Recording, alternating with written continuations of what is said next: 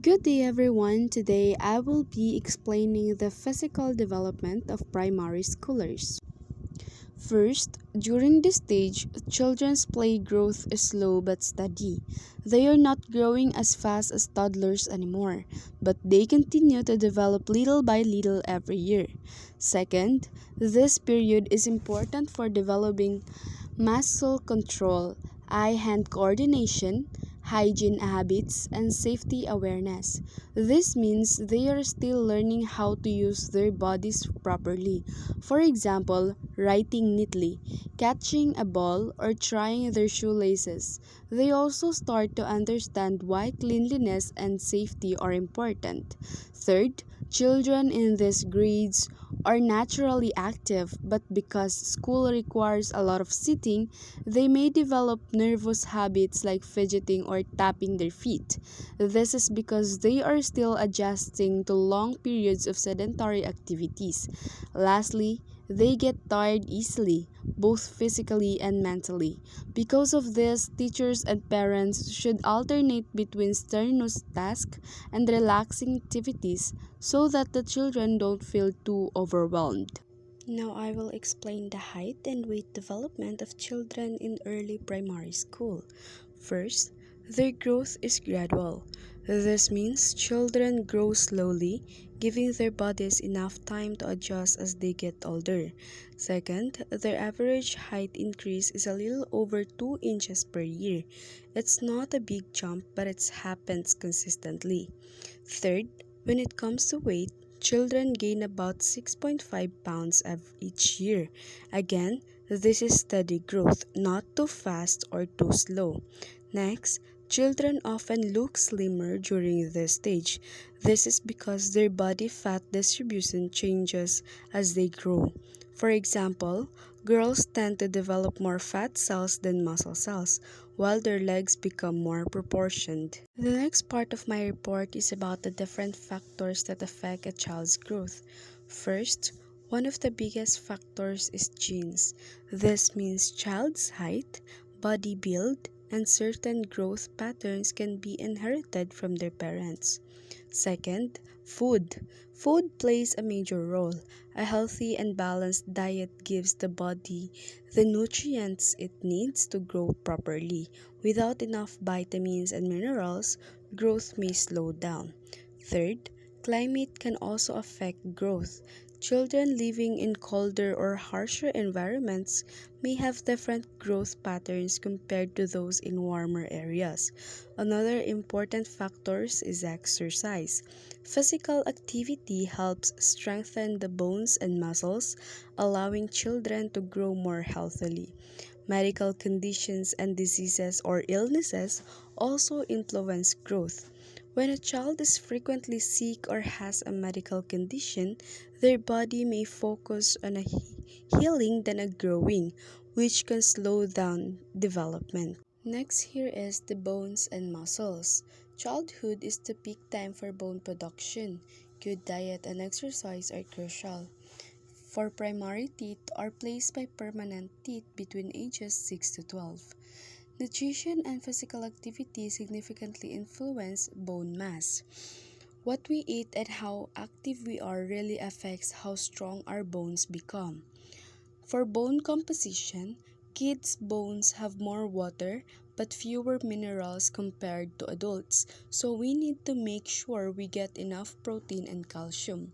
For muscle control, big muscle movements gets easier but small, detailed actions like holding a pencil can still be tricky.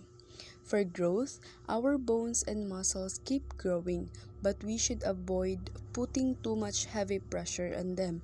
It's better to do activities and sports that help us coordinate our movements. Next up is motor development. Muscle motor and balance. Kids get better at controlling their muscles and have a good sense of balance. For testing their strength, they like to test their strength and skills by doing real life tasks. Kids love moving around like running, skipping, and dancing. Skills like catching a ball with one hand and tying shoelaces become easier. And in manual and bimanual activities, doing things with one hand or unimanual or two hands or bimanual gets easier. For graphic activities, activities like writing and drawing are developing, and they can print names and copy shapes with some help. Skills involve motors develop includes things like coordination, balance, speed, agility, and power. Some issues affecting physical development, which is sleep. Sleep needs. Kids in primary school need 9 to 11 hours of sleep every day, including naps. For school schedules, sometimes schedules don't allow for naps during the day. Activities and technology. Doing lots of sports, extracurricular activities, watching TV, using the internet and computers, and drinking caffeine can make it hard to fall asleep because sleep problems and give you nightmares. Effects of poor sleep. Not getting enough sleep can lead to mood swings, behavioral problems like hyperactivity, and cognitive issues impacting concentration in school. Next issues affecting physical development is the obesity. In childhood obesity, it is a big problem and is becoming more common. In Philippines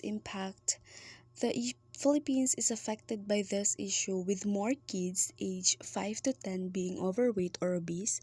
The numbers went up from 5.8% in 2003 to 9.1% in 2013. In health problems, childhood obesity can lead to health problems that can last into adulthood, like diabetes and heart diseases. So here are the implications for childcare, education, and parenting to help primary school age children be physically healthy. First is the nutrition. We have to provide good nutrition. Next is physical activities. Involve them in coordinated and age appropriate physical activities. Next is the healthcare providers. They are the teachers and parents. Encourage children to join related programs during summer or free time if they show interest. Next is advocate for better nutrition in school canteens by providing healthier options. Next is balance rigorous physical play with quiet classroom activities. Next is create an exercise plan to promote motor skills, strength, endurance, build health bones and muscles, and increase positive emotions. Next is maintain a daily sleep schedule and a consistent bedtime routine. Lastly, make children's bedrooms conducive to peaceful sleep by keeping computers and TVs out of the bedroom. That ends my report. Thank you very much for listening. Again, I am Omaira Pananggulon from BS Ed English 2.